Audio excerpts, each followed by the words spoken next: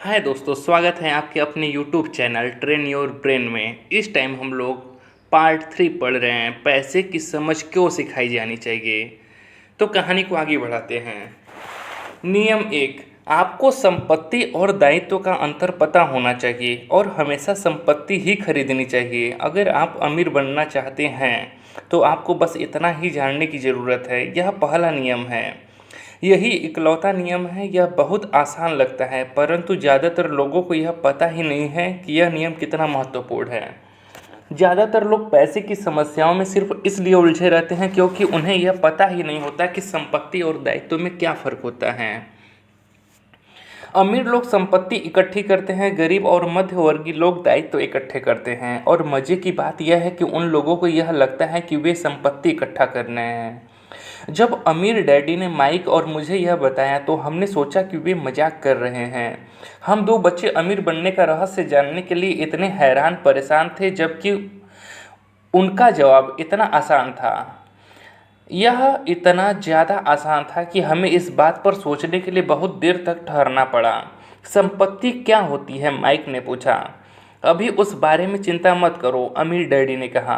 अभी सिर्फ इस विचार को अपने दिमाग में घुस जाने दो। अगर तुम इसे आसानी से समझ सकते हो तो तुम्हारी ज़िंदगी की एक योजना होगी और तुम्हें ज़िंदगी भर पैसे की कभी दिक्कत नहीं आएगी। यह आसान है, इसलिए इसे अनदेखा कर दिया जाता है। आपका मतलब है कि हमें बस इतना ही जानने की ज़रूरत है कि संपत्ति क्या है? यह जानने के बाद हम उसे हासिल कर लें और अमीर बन जाए? मैंने पूछा। अमीर डैडी ने हामी भर दी। हाँ, यह इतना ही आसान है। अगर यह इतना आसान है तो फिर हर आदमी अमीर क्यों नहीं बन जाता? मैंने पूछा। अमीर डैडी मुस्कुराए, क्योंकि लोग संपत्ति और दायित्व में फ़र्क नहीं कर पाते हैं। मुझे याद है मैंने पूछा था, वयस्क लोग इतने मूर्ख कैसे हो सकते हैं? अगर यह इतना आसान है और इतना महत्वपूर्ण है तो हर कोई इसे जानना या खोजना क्यों नहीं चाहता?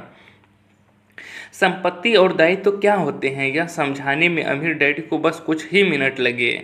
बड़े लोगों को यह नियम समझाने में मुझे बहुत कठिनाई होती है। क्यों? क्योंकि बड़े लोग ज़्यादा स्मार्ट होते हैं। मैंने अक्सर देखा है कि ज़्यादातर लोग आसान विचारों को नहीं समझ पाते। इसका कारण यह है कि उनकी शिक्षा अलग तरह से हुई है। उन्हें दूसरे प्रोफेशनल्स ने पढ़ाया है, जैसे bankers, accountant, real estate agent, financial planners इत्यादि।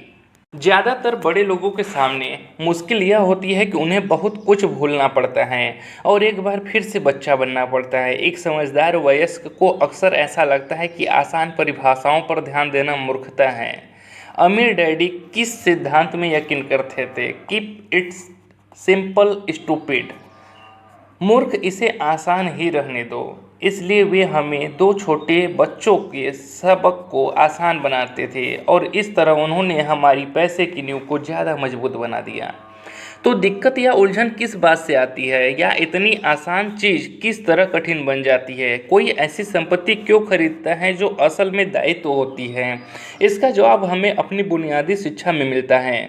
हम साक्षरता शब्द पर ध्यान देते हैं और पैसे की साक्षरता को अनदेखा कर देते हैं। कोई वस्तु संपत्ति है या दायित्व, यह कैसे पता चलेगा? अगर आप सचमुच झंझट में फंसना चाहें तो इन शब्दों को डिक्शनरी में देख सकते हैं। मैं जानता हूं कि वहां दी हुई परिभाषाएं किसी अकाउंटेंट को अच्छी लगती होंगी, परंतु दिक्कत यह है कि आम आदमी उन्हें पूरी तरह से नहीं समझ पाता। फिर भी हम वयस्क लोग यह मानने में अपनी तौहीन समझते हैं कि कोई चीज़ हमें समझ में नहीं आ रही है। छोटे बच्चों को समझाते समय अमीर डैडी ने एक बार कहा था, संपत्ति को शब्दों के नहीं अंकों के द्वारा पढ़ा जाता है, और अगर आप अंकों को नहीं पढ़ सकते तो आपको संपत्ति और ज़मीन में खुदे गड्ढे में कोई फर्क नहीं महसूस होगा। अकाउंटिंग में अंक महत्वपूर्ण नहीं है, महत्वपूर्ण तो वह बात है जो अंक आपको बता रहे हैं। यह शब्दों की तरह है, शब्द महत्वपूर्ण नहीं होते, महत्वपूर्ण वह बात होती है जो शब्दों के जरिए बताई जाती है। कई लोग पढ़ते हैं परंतु ज़्यादा समझ नहीं पाते। यह रीडिंग कॉम्प्रीहेंशंस या पढ़े हुए को समझने की काबिलियत होती है, और इस क्षेत्र में हम सब की अलग अलग काबिलियत होती है। उदाहरण के लिए, मैंने हाल ही में एक नया वीसीआर खरीदा। इसके साथ निर्देश पुस्तिका भी थी जिसमें समझाया गया था कि अपने वीसीआर को किस तरह प्रोग्राम किया जाता है। मैं शुक्रवार की शाम को आने वाले अपने फेवरेट टीवी शो को रिकॉर्ड करना चाहता था, पर उस निर्देश पुस्तिका को पढ़ते पढ़ते मैं पागल हो गया। मुझे दुनिया में कोई भी काम इतना मुश्किल नहीं लग रहा था जितना कि अपने वीसीआर को प्रोग्राम करना। मैं शब्दों को पढ़ सकता था, परंतु इसके बावजूद मुझे समझ में कुछ नहीं आ रहा था। मुझे शब्दों को पहचानने में ए मिल रहा था, परंतु उन्हें समझने में मुझे एफ मिल रहा था। और यही ज़्यादातर लोगों के साथ पैसे के मामले में होता है। अगर आप अमीर बनना चाहते हैं तो आपको अंकों को पढ़ना और उन्हें समझना आना चाहिए। मैंने अपने अमीर डैडी से यह बात हजारों बार सुनी है, और मैंने यह भी सुना है अमीर लोग संपत्ति इकट्ठे करते हैं, जबकि गरीब और मध्य वर्गीय लोग दायित्व इकट्ठे करते हैं। यहाँ यह बात बताया जा रहा है कि संपत्ति और दायित्व में क्या फ़र्क होता है। ज़्यादातर अकाउंटेंट और फाइनेंशियल प्रोफेशनल्स परिभाषाओं पर आपस में सहमत नहीं होते, परंतु यह आसान चित्र या रेखा चित्र दो छोटे बच्चों के लिए मजबूत वित्तीय नींव डालने में बड़े काम आए। बहुत छोटे बच्चों को सिखाने के हिसाब से अमीर डैडी ने हर चीज़ को बहुत आसान बनाए रखा, और जहाँ तक बन पड़ा उन्होंने चित्र या रेखा चित्र का प्रयोग ज़्यादा किया, शब्दों का उपयोग कम से कम किया, और अंकों का तो कई वर्षों तक इस्तेमाल ही नहीं किया।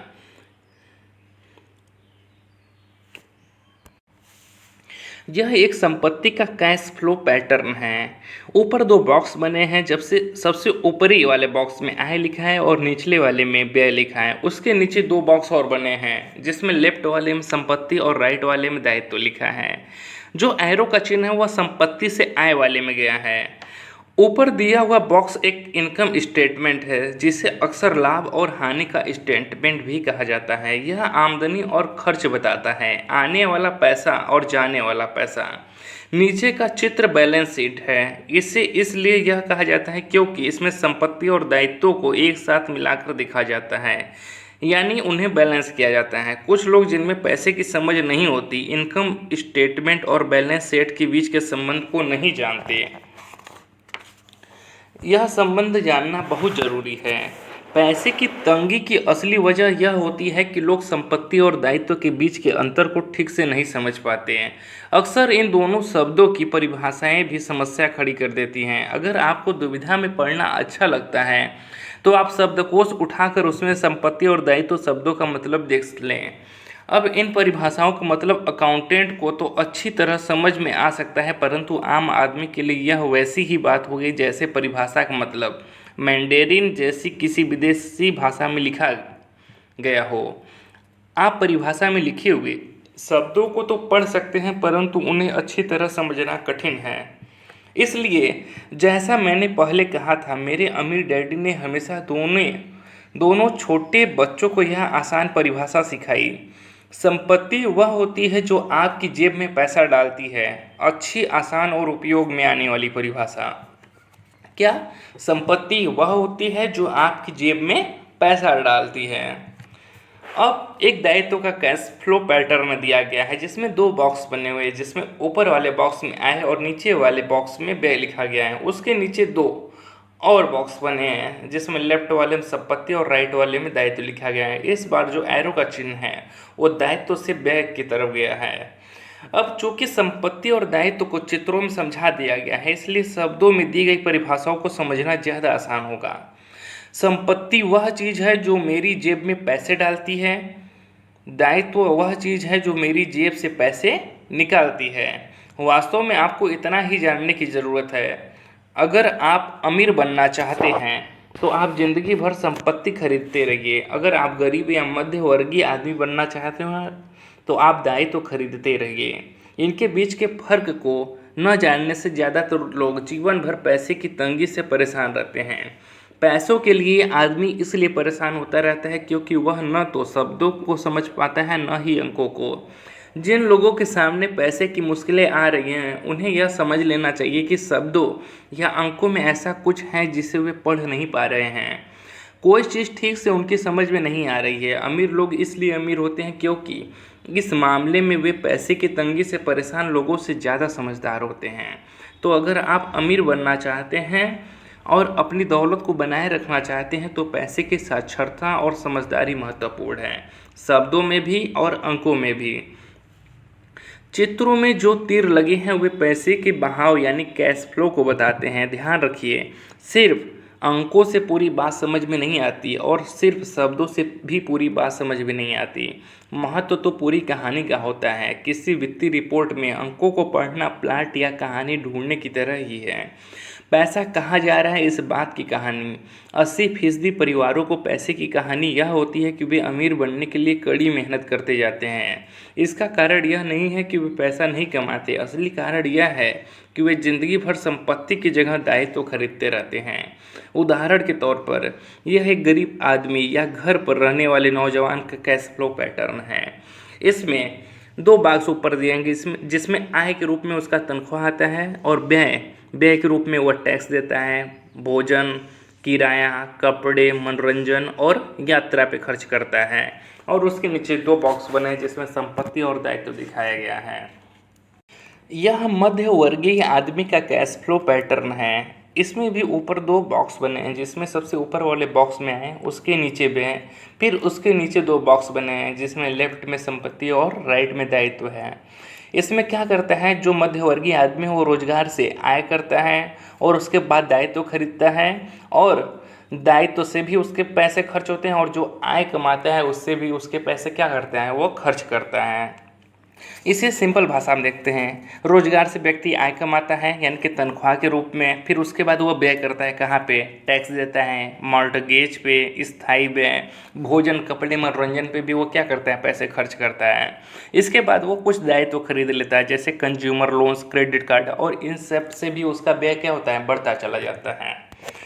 अब देखते हैं कि अमीर आदमी का कैश फ्लो पैटर्न क्या होता है। सबसे ऊपर दो बॉक्स बनाया गया है जिसमें सबसे ऊपर आय है, फिर व्यय है, फिर नीचे दो बॉक्स बना है जिसमें संपत्ति और दायित्व। अमीर आदमी क्या करता है, वो जो कमाता है उससे संपत्ति खरीदता है और उस संपत्ति से भी उसे आय होता है। अब इसे सिंपली भाषा में देखते हैं।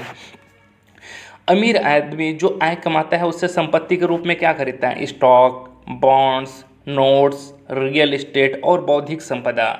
और ये सारी चीज़ें उससे पैसा कमा कर देती है। जो स्टॉक है डिविडेंड्स के रूप में पैसा कमा के देता है, बॉन्ड्स ब्याज के रूप में, और जो रियल एस्टेट वह किराए से आय मिलता है उसे, और बौद्धिक संपदा से उसे रॉयल्टी मिलती है। जैसा कि आप देख सकते हैं कि ये सभी चित्र बहुत ज़्यादा सरल बना दिए गए हैं। हम में से हर एक को जिंदा रहने के लिए खर्च करना पड़ता है। हम सभी को रोटी, कपड़े और मकान की ज़रूरत होती है। चित्र यह बताते हैं कि गरीब, मध्यवर्गीय और अमीर आदमी की ज़िंदगियों में पैसा किस तरह आता जाता है। कैश फ्लो पूरी कहानी बता देता है। इस कहानी में यह बताया जाता है कि वह आदमी अपने पैसे को किस तरह इस्तेमाल करता है। एक बार पैसा हाथ में आ जाने के बाद वह उस पैसे का क्या करता है। मैंने अपनी कहानी अमेरिका के सबसे अमीर व्यक्तियों से इसलिए शुरू की ताकि मैं यह बता सकूं कि इतने सारे लोगों की सोच में कहाँ गलती होती है। गलती यह होती है कि वे यह मानते हैं कि पैसे से सारी समस्याएं सुलझ जाती हैं। इसलिए जब लोग मुझसे फटाफट अमीर बनने के नुस्खे पूछते हैं तो मैं काँप जाता हूँ। यह कह कि उन्हें कहाँ से शुरू करना चाहिए। मैं अक्सर सुनता हूँ, मैं कर्ज में हूँ इसलिए मुझे और ज़्यादा पैसे कमाने चाहिए। परंतु यह देखने में आया है कि ज़्यादा पैसे से समस्या नहीं सुलझती। सच कहा जाए तो इससे समस्या और ज़्यादा बढ़ सकती है। पैसा हमारी इंसानी कमजोरियों को अक्सर ज़्यादा उभार देता है। पैसा अक्सर हमारे ऐसे पहलू पर रोशनी डालता है जिसके बारे में हम अनजान रहते हैं। इसलिए अगर किसी आदमी को अचानक बहुत सी दौलत मिल जाए, जैसे पैतृक संपत्ति, तनख्वाह में भारी बढ़ोतरी या उसकी लॉटरी लग जाए, तो पैसा मिलने के कुछ समय बाद वह अपने पुराने हाल में पहुंच जाता है और कई बार तो उससे भी बुरे हाल में। पैसा आपके दिमाग में चल रहे कैश फ्लो पैटर्न को उजागर करता है। अगर यह पैटर्न ऐसा है कि अपनी पूरी कमाई खर्च करनी है, तो इस बात की बहुत संभावना है कि आपकी आमदनी बढ़ेगी तो आपका खर्च अपने आप बढ़ जाएगा। इसलिए यह कहावत सही है, मूर्ख और उसके पैसे से शानदार दावतें होती हैं। मैंने यह कई बार कहा है कि हम स्कूल इसलिए जाते हैं ताकि हम शैक्षणिक और व्यावसायिक काबिलियत को हासिल कर सकें। निश्चित रूप से यह दोनों बहुत ही महत्वपूर्ण है। हमारी व्यावसायिक काबिलियत के कारण ही हम पैसा बनाना सीखते हैं। 1960 के दशक में जब मैं हाई स्कूल में था, यह माना जाता था कि अगर कोई पढ़ने लिखने में अच्छा है तो वह होनहार विद्यार्थी आगे जाकर डॉक्टर बनेगा। अक्सर उस बच्चे से यह नहीं पूछा जाता था कि क्या वह डॉक्टर बनना चाहेगा, यह मान लिया जाता था। इसका कारण यह था कि इस धंधे में सबसे ज़्यादा पैसा नजर आता था। आज डॉक्टरों के सामने पैसे के बहुत से संकट हैं जो भगवान न करे किसी और के सामने हो। बीमा कंपनियां इस व्यवसाय पर काबू किए हैं, सरकार भी दखल दे रही है और अदालतों में मुआवजे के केस दायर हो रहे हैं इत्यादि। आज बच्चे बास्केटबॉल स्टार बनना चाहते हैं, टाइगर वुड्स की तरह गोल्फर बनना चाहते हैं, कंप्यूटर विशेषज्ञ बनना चाहते हैं, movie star, rock star, beauty queen या बाल स्ट्रीट पर ट्रेडर बनना चाहते हैं। इसलिए क्योंकि अब दौलत, शोहरत और इज्जत इन्हीं जगहों पर है। इसी कारण स्कूल में बच्चों को अच्छे पढ़ने के लिए प्रेरित करना मुश्किल हो गया है। वे जानते हैं कि व्यावसायिक सफलता का शैक्षणिक सफलता से कोई सीधा संबंध नहीं है, जैसा कभी हुआ करता था। चूँकि विद्यार्थियों में स्कूल छोड़ते समय पैसे की कोई समझ नहीं होती है, इसलिए करोड़ों पढ़े लिखे लोग अपने कारोबार में तो सफल हो जाते हैं, परंतु बाद में वे पैसों की तंगी से जूझते रहते हैं। वे और ज़्यादा मेहनत करते हैं परंतु अपनी समस्याओं से जीत नहीं पाते हैं। उनकी शिक्षा में कमी यह नहीं है कि उन्हें पैसा कमाना नहीं सिखाया गया, बल्कि यह है कि उन्हें पैसा खर्च करने का तरीका नहीं सिखाया गया। पैसा बनाने के बाद उसका किस तरह इस्तेमाल किया जाए और उसे किस तरह संभाला जाए, इसे पैसे की समझ कहते हैं। पैसा एक बार कमाने के बाद उसका क्या किया जाए, इसे अपने पास कितने लंबे समय तक रोका जाए और अपने पैसे से कड़ी मेहनत कैसे कराई जाए, ज़्यादातर लोग यह नहीं बता पाते कि उनकी पैसे की तंगी का कारण क्या है। ऐसा इसलिए होता है क्योंकि उनमें कैश फ्लो की समझ नहीं होती। कोई आदमी बहुत पढ़ा लिखा हो सकता है, अपने कारोबार में सफल हो सकता है, परंतु हो सकता है कि उसमें पैसे की बिल्कुल भी समझ ना हो। ऐसे लोग अक्सर ज़रूरत से ज़्यादा कड़ी मेहनत करते हैं क्योंकि उन्होंने कड़ी मेहनत करना तो सीखा है, परंतु पैसे से अपने लिए कड़ी मेहनत करवाना नहीं सीखा है। दोस्तों, आगे की कहानी पढ़ने के लिए मेरे चैनल को ज़रूर से सब्सक्राइब करें। धन्यवाद।